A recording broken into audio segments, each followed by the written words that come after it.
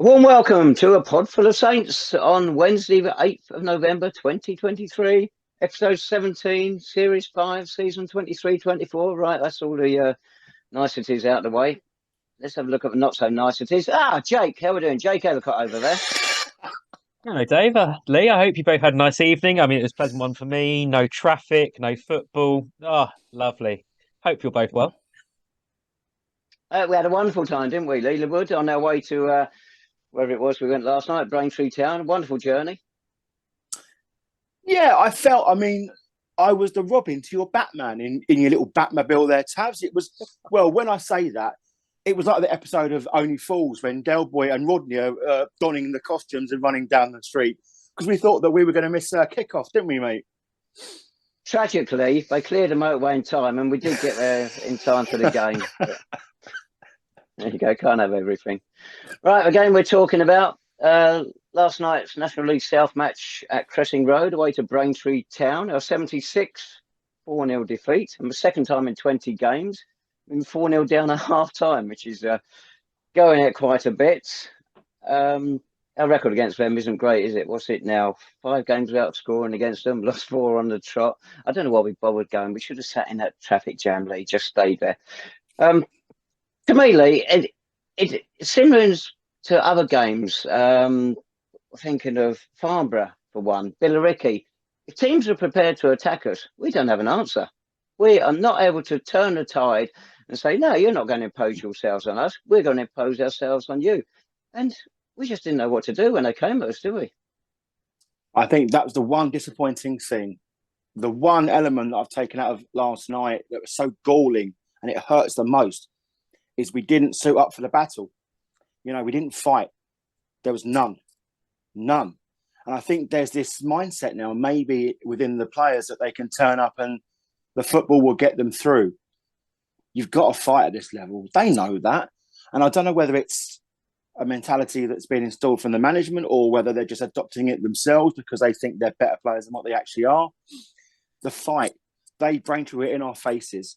They had so much hunger and passion and they knew what they were doing and they were intelligent about it.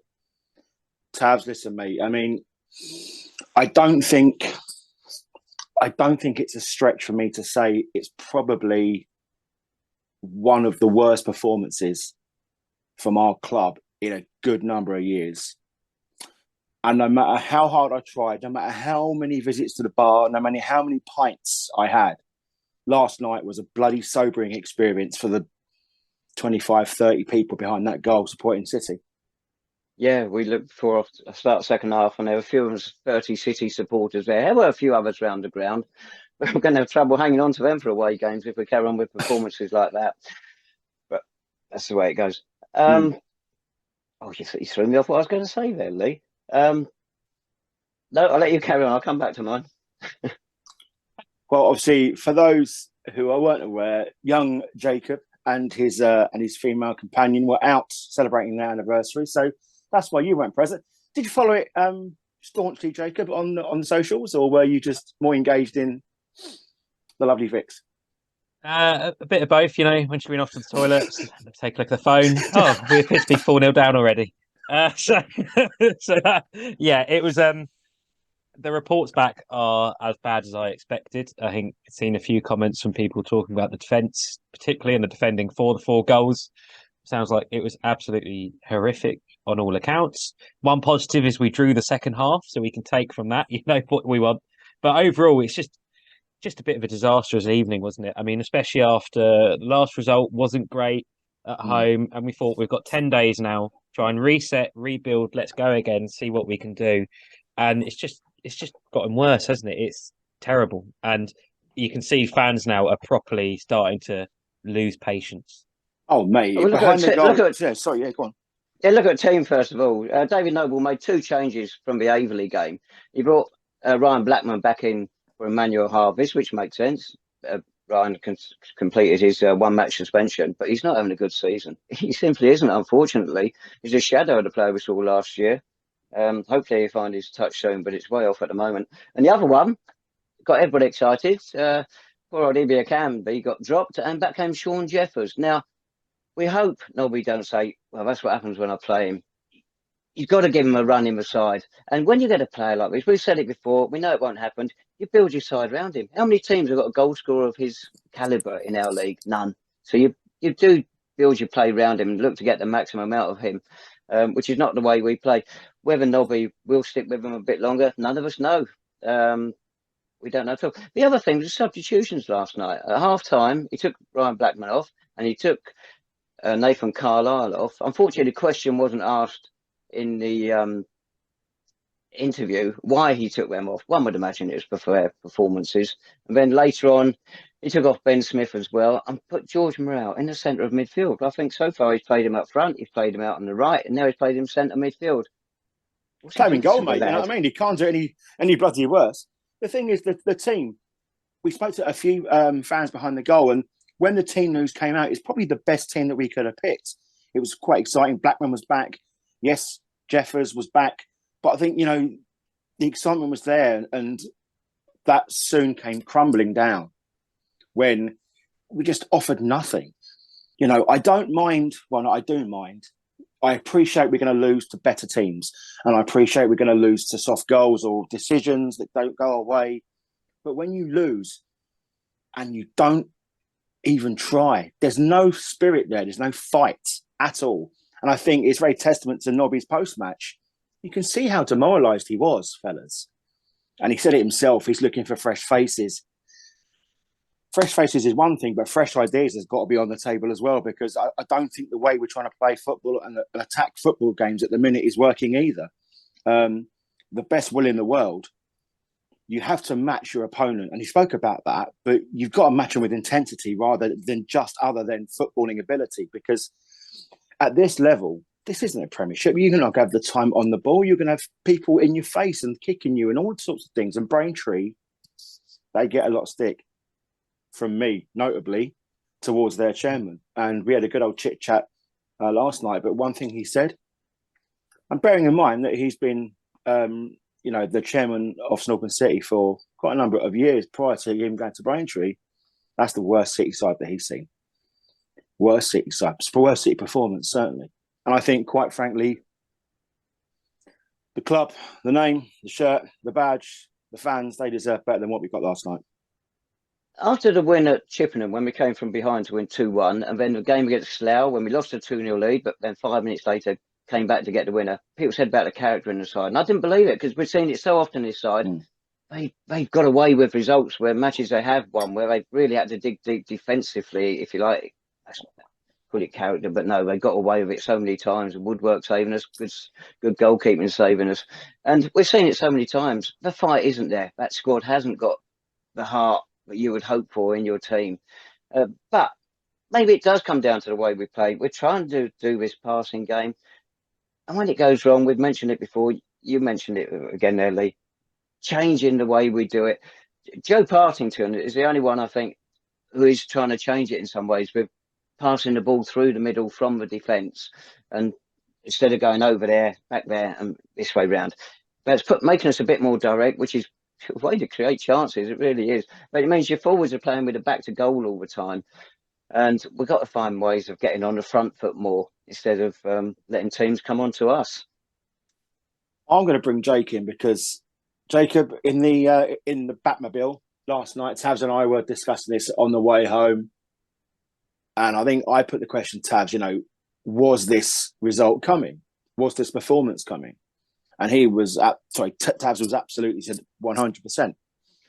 Now, obviously, I'm not asking you to pick sides. This isn't Sophie's choice, right? But the thing is, the performances sometimes don't match the results. And I would argue we've not had a string of good performances this season. But I don't know whether it was coming, to be honest with you, because although we've not been playing well, getting humped 4-0 away to Braintree, you've just got to turn up and apply yourselves. I still don't believe that we've got bad players. They're not great players. They're not great players, but I don't think it's a 4-0 team. But I think it's just about attitude as opposed to ability. Interesting, isn't it? I think probably our best run results probably was up to and including the Chelmsford game, wasn't it? We had a decent little run there that were all right games. Again, performances weren't total. You'd probably argue the Chelmsford performance probably maybe our most complete of the season so far. in terms of overall performance.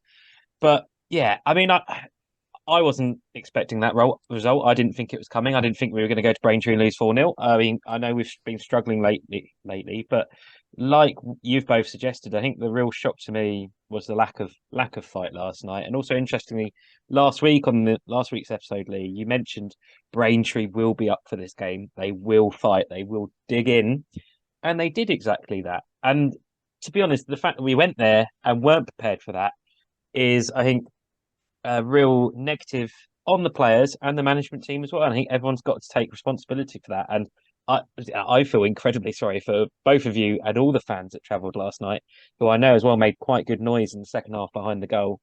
But it's just so disappointing, isn't it, to see that lack. But I was wondering to ask you two, I know we sort of talked about the getting on the front foot, etc.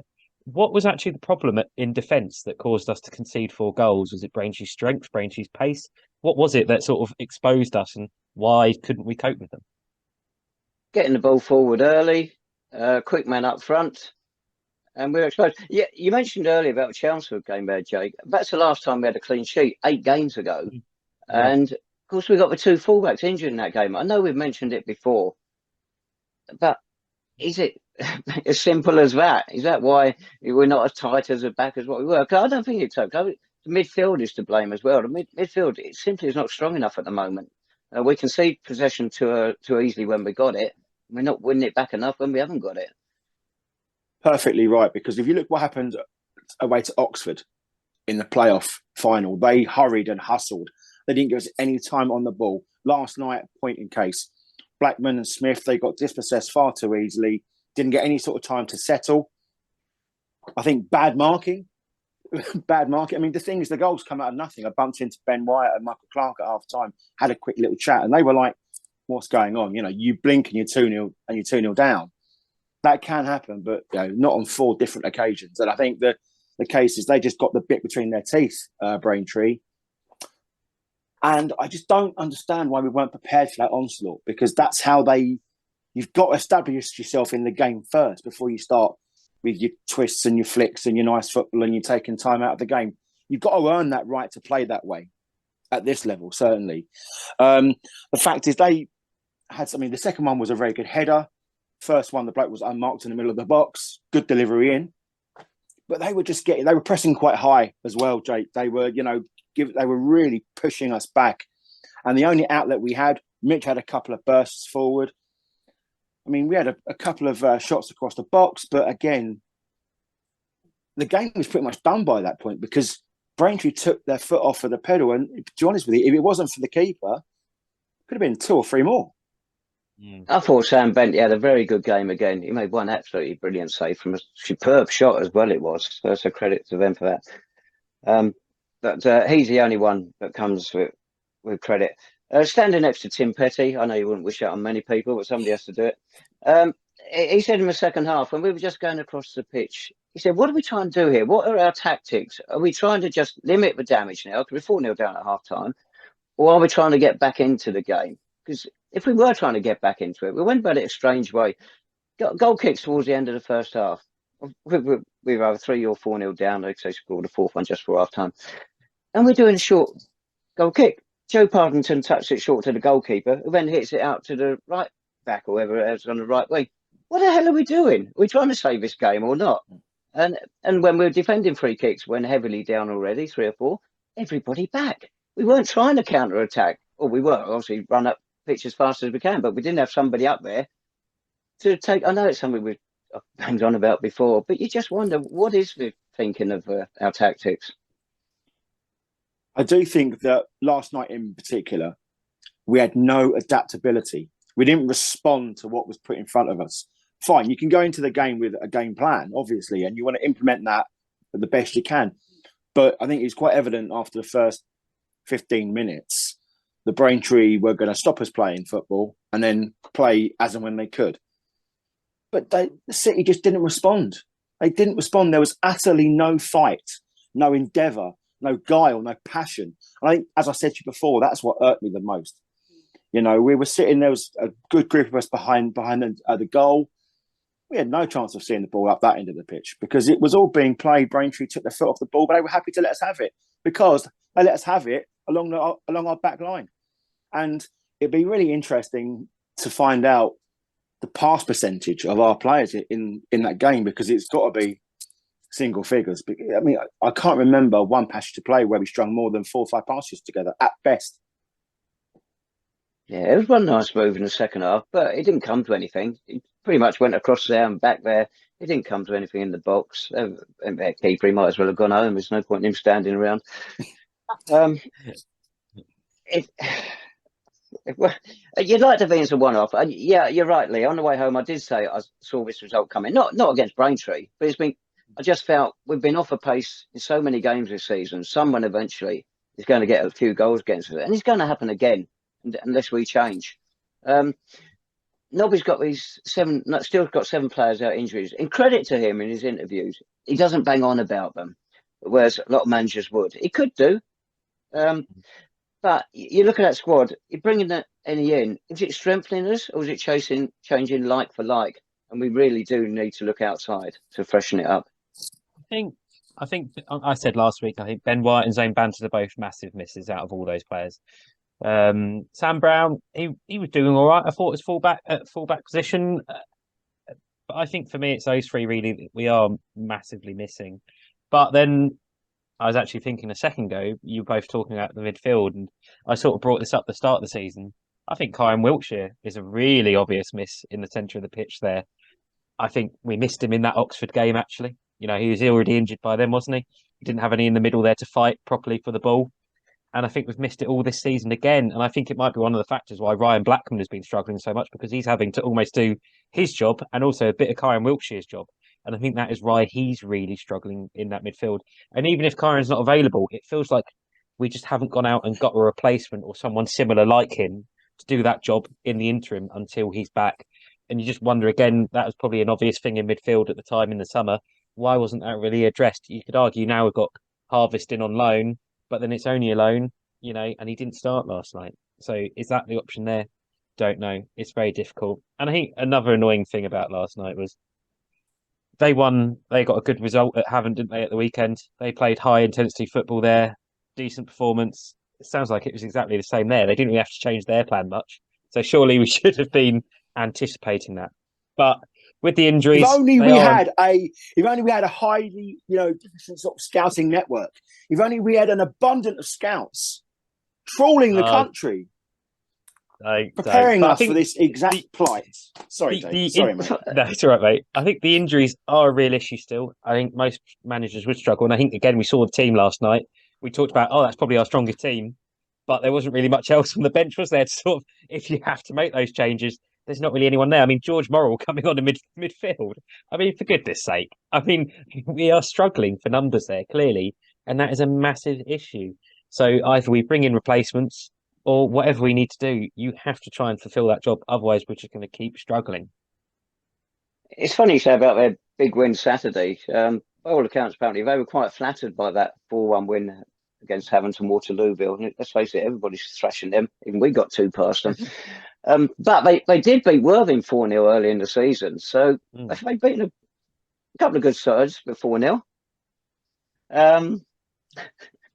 We're clutching some straws there. Right, I've got an email here. You've got some messages as well, I believe. And in many ways, they're touching on similar things. Now, this one, it says, with all the commercial activity, with regular new sponsorship announcements on social media, a new hospitality partnership with Verdis and the impressive attendances, despite the recent form, why have we not seen any investment in the team or uplift of the playing budget? All new signings, with the exception of Rasulu, came from a lower division, which will be reflected in their wages. Does Nobby have money to spend? And if so, why isn't he bringing quality proven players at this level in? If he does not have the funds available, why are the club not investing the commercial revenue into the playing staff? And I think quite a few supporters are thinking along those lines as well. I think it's a knee-jerk reaction to after we get dicked 4-0 that people are going to start to be wondering where the new players are coming from, where the new faces, are the owners spending cash? there is quite a telling outlay on the club socials, which focuses more on the commercial side of things, your chicken George and whatnot. I mean, so much so, God's honest truth. Mrs. Wood, God bless her, doesn't really follow City, but she said, this chicken George I keep reading, is he a good player? I mean, to be honest with you, that is the sort of vision that's being put out. But I don't mind that, because I think Jake and I were part of that. Commercialisation of your football club is an excellent thing if it's done well. It should not take priority over the playing side at any level. However, you don't know that the budget hasn't gone up. The players could have been, demanding a little bit more every single season. Maybe there's incentives in the budget. The budget might have gone up considerably, but we just won't see that, because we just see the idea of budget outlay dependent on new faces coming in. The players that are already there, they might have had pay rises. So it's not a matter of the money isn't going back into the side. It's just a matter of there's no evidence of reinvestment in players once players leave. Quality players, as Jake alluded to, like for like. Last night, then players weren't good enough. Well, as we know, go on. Sorry, Lee, just picking up on the point you made there. As we know, at the end of last season, we lost 8 players, which is quite a lot, on top of the loan players, the 5 loan players as well. And my source, and it is a very reliable source, said that none of the players were offered an increase this season, which may be reflected in the 8 leaving. We don't know for 100% certain, but it would. You look at what's going on, you think, yeah, that's possible. That sounds possible. So when they bring players in now, I don't know, will we go for something higher up the ladder and maybe splash a bit more cash to strengthen the side? Yeah, I mean, to be honest with you, okay, fine. And I think you get what you pay for at this level quite a lot. And yes, we have got some nuggets when we've picked and cherry-picked the better players from a few leagues below, and we've developed them, and they've grown within our environment, and that's fantastic. But you can only sort of do that so often, and I think you've just got to. It depends where the mindset of the club is. The thing is, we've got fingers burnt before. We spoke about this numerous times. When you go out and you spend good money on a player, it doesn't always come off. Look at Haven. Look where they are. And they're still spending now. They're buying their way out of trouble. But that's what they are. I don't think Nobby is that sort of manager, or we're that sort of club. Jake, bringing you in on this, buddy, because we would love to see these fantastic non-league players, grace the Clarence Park turf in the blue and gold. But ultimately, that's going to cost money, and there's nothing to suggest that the owners are going to change their mindset in the way they approach the way of spending, especially when it comes to recruitment. No, I mean, and you'd argue what Josh Partington coming in is probably a signing for this level. Was actually on paper looks reasonably decent this season. Harvest on loan, reasonable. Hoddle from Cambridge again. I know it's at the start of the season, but he looked like he would be a good addition, and hopefully he'll be back soon. It sounds like, which is really good news. But I mean, when you do look back on last season, I mean, the fact that was a good team, and at least 2 of them stepped up. Tafari Moore, Joy McKenna went to higher levels. I don't think we've got any qualms. I don't think we'd ever expected that if they were being offered a better deal at a high level, we'd ever be able to match that. That's fine. But those other players that either stayed at our level or took a drop themselves, you just look at that team. It'd been quite a stable team for a few years, hadn't it? Under Allenton and then Nobby. And at the end of last season, you can't argue it wasn't a successful team. That we got to a playoff final, brilliant. But to lose 8 full-time players, let alone the loans, Dave, and I think that's a very strong point as well. The loan players, they were good players we had on loan. I think really, really good players. But to lose 8 sort of permanent players, even though they're not full-time players, is going to be a big hit, and it's going to be hard to replace them. But you have to try and step up and do that. And maybe we shouldn't be surprised that the players we've brought in haven't really been able to do that. And as a result, we aren't quite in the position that we expected to be. And people will come back to us and say it's still fairly early, and that's a fair point. It's only first week and a bit of November. Fine, still really early in the season. But it's just getting to that point now, isn't it, where it's not like the upturn in form is going up. It's going down. It is dipping. It is a real struggle now. And I think Nobby and whoever else at the club, they've got a lot of thinking to do and decisions to make if we try and avert this. And it was interesting to hear Nobby talk about fresh faces. I know he probably suggested maybe players coming back from injuries, but we don't know how long those players are out still. Does that mean other faces as well possibly coming in? We don't know. You mentioned a downturn there, Jake, and including the cup ties. What's it now? 2 wins in 8 games. So yes, that would suggest there is a downturn. But before we get too morose about this, we're 3 points outside the playoffs. What's the problem? Exactly. That's the crazy thing, isn't it? I mean, that's right, though, right? Because if you think about teams have bad patches, teams have injuries, not to this level. Don't get me wrong. I mean, Nobby's got a lot to contend with here, and one bad game doesn't make a bad season. But I think it's really important why we won't get sort of too downbeat. Last night was bad. I mean, we've had bad results in the past, but last night was one of the worst for a good number of years. And it sounds, it sounds bad. It sounds as though it's a knee-jerk thing, and it quite possibly, but there were more of us there last night and just atrocious. But I was talking to Lee Harding, the Braintree chairman, at half-time, and he said, that he's got players who know what they are. They're ball winners, and they're there to disrupt the play and then give it to the better players. And, they serve a purpose, and that's how you win games. And I think we might need some of that mentality. We need that midfielder, Wiltshire being unmuted, or another like him. Because you can't have 4, fantastically gifted footballers in the middle of the park, because it's not always going to pan out like that. It's just so. I wish we did. Well, I know, but the thing is, Tabs, right? I mean, listen, you heard the abuse that one of the volunteers at the club. He was absolutely pelting the players as they were coming over to applaud us afterwards. Mitch turned around and sort of shook our hands, says, "Thanks for turning up." So, well, yeah, great, that's great, Mitch. But any chance of you sort of turning up an hour and a half ago, mate? That'd be great. It was that bad. It really was that bad. And players got what they deserved last night. Absolutely. And there was a good 2 or 3 of them. Not nasty, not malicious, but they let the players know exactly what they were expected. And I don't want to see that again, because I don't want to be on the end of another 4-0 drumming, especially from my ex-boss, and who's been tweeting me and messaging me all day, which has been delightful. Losing we can all take, but lose with fight. For God's sake, fight. And let us know you've really tried your best out there. It doesn't always work. There you go. Everybody can accept that. But don't just lay down like we did last night. Hopefully that message has got across to them from the manager. It'd be interesting to see what he does now. If he does try and change his style at all, or if he's got total faith in sticking with that, which is pretty much 3 at the back, is what he wants, or whether he's going to try and tighten it up. I mean, the team for this coming Saturday is going to be really interesting to see now what he does. Not that there's much he can do because of the injury issues, but will we see some faces drafted in this week potentially?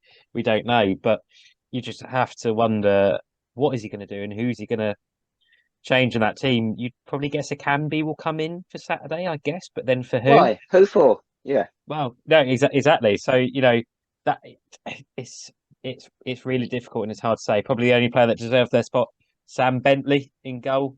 And then the rest of them after Tuesday night, I think we're going to struggle to really sort of say this player deserved this position, aren't we? So his hands are tied in that respect. And I don't suspect we'll probably see much of a change in shape or sort of game plan for Saturday, at least, because he's only got, 1 training session probably before Saturday. So it's going to be difficult. He's not going to want to upset the sort of plan too much, I guess, for the players. But you just have to wonder if, like you both said, go out to players and say, let's just go on it from the front foot and let's go out there. And, recent games where we have done that, we've been okay, but then we've not been able to carry it on for the full 90, have we? Like Slough, which when they came back in and then caused us problems. So it is really difficult. And I don't envy Nobby at all, his position at the minute, in terms of being able to make changes. But unfortunately, the buck stops with him, doesn't it? And we saw in his interview last night, the mood that he sort of expressed in it. I think that pretty much matches most supporters in this podcast. And he's got to make the big decisions and he's got to get the decisions right ahead of Saturday, which is going to be another big game. Well, unfortunately, Nobby actually, I thought, conducted himself reasonably well last night and agreed with quite a few of the things he said. No problem with that at all. But it didn't come across as someone, I've got the answers. I can inspire this lot again, get this lot going again and make them play into their full potential. He was so down. He's got to bring himself up, let alone the players. What's he going to say? Yeah, well, you're going to make mistakes. He tried that in the past and he looked like a fool. So I think it was actually good to see some honesty on his face. And you can see the desperation and the torment behind them eyes. But the passion, yes, it stems from the manager, but he can only sort of do so much, right? He can only do so much. I think where Nobby's fallen short this season is the fact that it's probably given some players far too much time, far too much grace when they're maybe not as being as good as those that they've taken over from. But look, we need fresh faces. That's the first time he said that in his post-match. We need fresh faces because the injuries, they're not going to be coming back anytime soon. We tried to rush back Ben Wyatt and now he's out again for God knows how long. So I think we have to reinvent ourselves now before this comes into a bad period, which turns into a rot. Because the thing is, yes, okay, Tonbridge, then we got Hampton, and then we got the trophy. We want to get some players back, maybe some fresh faces going into that, and give us a little bit of kick going into the new year as well. I remember when John Mitchell was manager, his two spells in the 80s and 90s, interviewing him back then. You come away from defeats there. We had similar defeats of this magnitude. And you finish talking to John and think, crikey, we've just won the World Cup. He has something about him that could convince you they were the best team in the world. Yeah, he had charisma. And it's not something you just can pull off a shelf. You've either got it or you haven't. And he was a rarity. But he was good to interview. Sorry, Jake.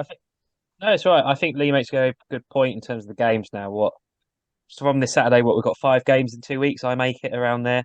Saturday, Tuesday. There's not a lot of time there, is there, to make changes to either the team or the formation or the shape in training. There's not many training sessions now coming up.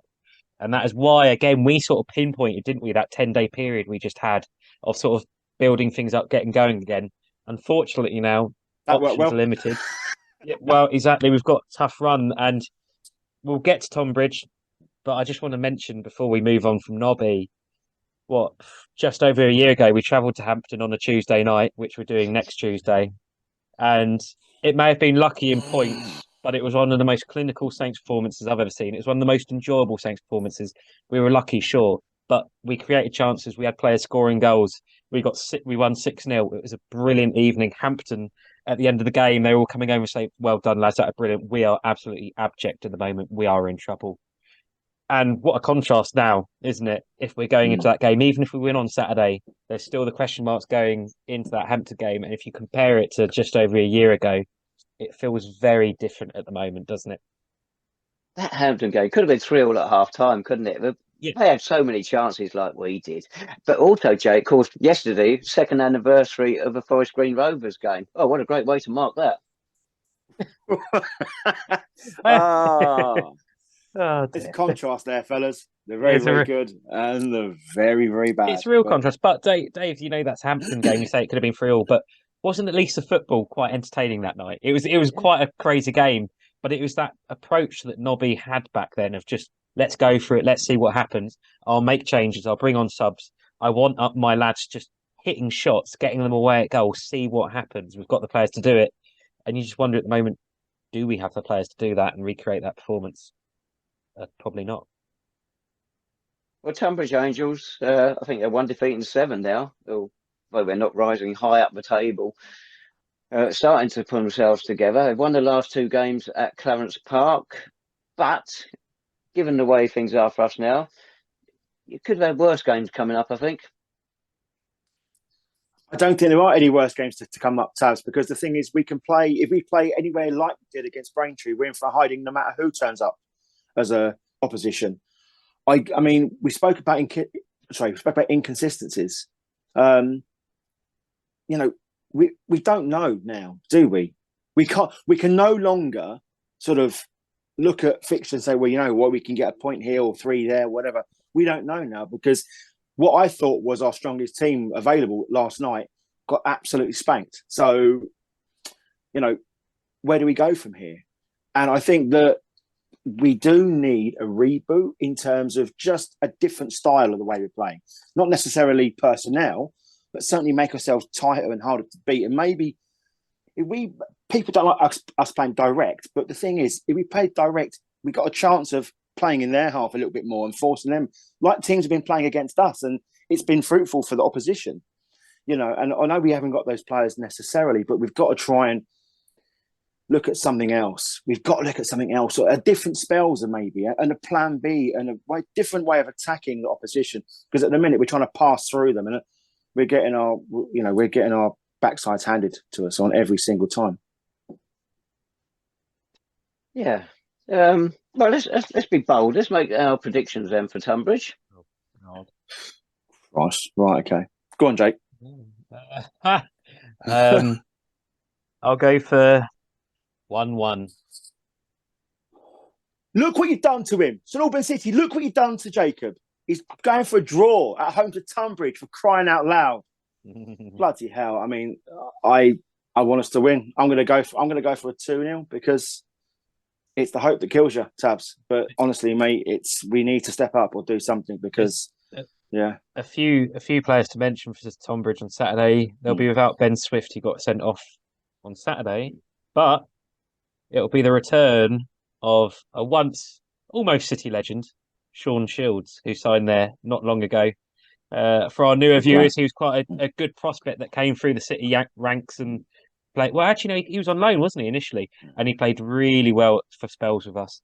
And he's started quite well at Tonbridge. And I'm concerned that he may cause us some trouble on Saturday. That feels inevitable. Well, at the start of last season, didn't we play Barnet in a friendly, and he came on as a substitute, and he still got it like a year and a bit ago. He's caused us trouble then. He looked good. He was attack minded, so he obviously wouldn't fit in now. But it'd be great to see him again. If he's on form and he turns us inside out, so what? It'd just be great to see Sean flying again. But it's not going to do him any good, because we're going to win 1-0. I love that. What about Hampton? Come from nowhere. I've had 5 points from the first 7 games, something ridiculous. Now they're third in the table. Really are flying. Funny enough, they drew 2-2, 0-0 at Tonbridge last night. Their recent wins, they've beaten Dartford, Taunton, Worthing, Torquay. Now they're not lucky wins to beat those sides of that calibre. They're full time, I believe now. They're a totally different proposition to what we faced in the past, and I think we might have to go for 5-0 instead of 6 this year. Hey. That's another player to mention in their squad, James Comley. He's in the Hampton squad apparently. I don't know if he's playing much. I think he's more on the coaching side, to be honest. But yeah, Hampton, they went through some big club changes in the summer. Changed the badge, changed the ground a little bit. We know the story. Fans fall out with owners, but then suddenly they're doing quite well this season. They've invested in the squad and they've gone full time, like you say, Dave. So it's going to be another really tough challenge. And I think you just worry, don't you, going into these 2 games, if we don't come away with some positives from either of them, or at least from one of them, you just really do worry, because lose on Saturday and Tonbridge overtake us, and again struggle on Tuesday, and those teams below us are really catching up, aren't they? Are you allowed to go to any of these games, Jake, or are you got out for a meal again or something? You know? Well, I believe I have permission. So as I check that she's not paying attention from across the room. So Hampton on Tuesday night, flying from off. Yeah, Hampton on Tuesday night. Do you know what? Love, all right, yeah. I'm going to go for 2-1 Saints on Tuesday night, Hampton, for no real reason. Oh, I can't see us getting anything. I reckon if we're lucky to come away there with a 3-1 defeat, which pains me to say, but Hampton, I don't know. Sorry, boys, but last night was just, it has demoralised me to hollow out my very soul. That's how bad it was. 3-0 defeat. Following on from an email I read earlier, Jake, I think you've got some messages as well, have you? They're on a similar theme, but a lot of supporters are thinking the same. Yeah, we've had quite a few questions. One's from Tom in Sweden. Hello. Be interested to hear the views of those that went last night. Of course, you two unfortunately did for yourself. But he said, sort of, what's going on? The form seems erratic. Failure to score and Jeffers not playing. He said, actually, last season seems like a bit of a freak season now. Another one quite interesting is what are actually the club's aims for this season. The lack of replacements for injured players, I think, is really coming to the fore now. And I think that is a genuine question in terms of what are we actually hoping to do. More questions about Sean Jeffers. Unsurprisingly, even after he starts, he's still the man that everyone talks about. One supporter saying Noble deserves time. He did a brilliant job after taking over last season, but it is getting difficult. And then another one, our final one. Not enough goals, conceding too many, can't perform for more than 45 minutes. When will we see some real improvement? We had injuries all this season, but the replacements are nowhere near good enough, apart from a few of the youngsters. I think there's a lot to dissect there, fellas, isn't there? There's a lot happening there. Where are the club going? I think the club are a status quo. I think they're very happy. The owners are very happy. They've got fans coming in the gate, and it seems, irrespective of what they're being served on the pitch, they're happy with what's being served off of it. So I think that's where they are. I think Nobby deserves time. I think he does deserve time. He's okay. He had half season, and we're a few months into this campaign. But the longer it goes, with the way we're playing and the results that aren't going to pan out, I think the pressure will get to Nobby a little bit. But it'll be interesting to see how he reacts to that, because he's used to success, right? He's used to, on the whole, as a footballer, he's used to success. So it'd be really interesting now to see. And don't forget that the majority of the squad are his players. So it's not quite working out. And I'm all for managers sort of learning their trade, but not at the expense of the best of the football club, And I think that he needs help, either it being from the coaching staff around him or from the owners getting in touch in terms of investment. We keep harping on about this, fantasy fathom scouting network, but everyone's got to now hunker down and support one another, because, picking apart the result is one thing, but we've got plenty of football to play yet. So let's not write off the season when we're the second week in November. Well, all these communications we've had, they're all showing concern about the first team. And in many ways, they're querying, is the club really getting behind the first team? And you could take it further. Ian Hall was released back into the wild this morning, and he went up and down Hatfield Road, and he got a photo. He took a photo of the fixture boards there, which are now back up and working again. And the fixture on there is for the ladies' match last Sunday. We've got a home game, first team game, this Saturday. That should have been straight on there, Monday morning. Lack of focus. You go on the club website before yesterday's game, in the hours leading up to it, there were 4 news items on the front page. Only one was to do with the first team. People querying the lack of investment in the first team all the way round. I mean, the criticism about social media, lack of first team news is ridiculous. Is there a focus away from the first team? You hope not, because that is the one thing that gets everybody down there in the first place. And then they latch on to the other things. The substitutes of it. Yeah, it is a poor show in terms of the lack of sort of first team engagement. But the one thing I spoke about to a few fans yesterday, look at the gates we're getting at home. And I just don't feel the club are trying their best to transfer those numbers to away games. I know they don't make any money out of away games, and I know that I'm harping on it, but you get the importance of fans at away games. It brings consistency, and it brings a realization that people aren't just there for the chicken and the beers or whatever. We've got to build a legacy here, and the owners, one of them in particular, he's all about legacy. He's all about ideas of grandeur, which is great. I love that passion. I love that vision. But you've got to make sure that you've got to look after the core element of this club is the first team. Is what is the product that you are outlaying to the world. because not everyone can get down to Clarence Park and have the concessions and have the beers and the chicken. But everyone can tap into the realisation that there's a good football team behind all of this. And I think some people do miss that point. I'm all for the marketing. It's my bread and butter. You know, I'm all for football promotion and the accoutrements that come with the football club. But please don't forget the main core, which is the first team. That needs investment as much as anything else. Certainly does. I think we're all in agreement there. Right, one of your messages, Jake, was from Tom in Sweden. Well, you might have noticed underneath last week's pod on YouTube, one of the comments was from Seattle. Very good one it was as well. But just to let you know, my other half said they've got an amazing market in Seattle. So there you go. That's a major football news this week. Is it like Bovingdon?